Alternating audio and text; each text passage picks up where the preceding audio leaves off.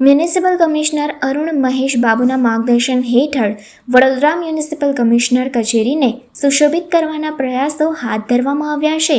નવનિયુક્ત municipal commissioner Arun Mahesh Babu દ્વારા વડોદરા મહાનગરપાલિકાનો પદભાર સંભાળ્યા બાદ વડોદરા શહેરમાં સ્વચ્છતા જળવાઈ રહે એ દિશામાં પ્રયત્નો હાથ ધર્યા છે.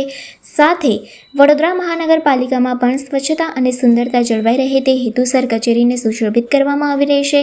આખી કચેરીમાં નવીન છોડ મૂકવામાં આવ્યા છે. અલગ અલગ પ્રકારના છોડ પાલિકાની કચેરીને સુશોભિત કરી રહ્યા છે. તો કેટલીક જગ્યાએ રંગરોગાન પણ કરવામાં આવ્યું છે. પાલિકાના પ્રાંગણમાં સ્થાપના કરવામાં આવનાર શિવજીની પ્રતિમાના સ્થળની પણ કામગીરી શરૂ કરી દેવામાં આવી છે.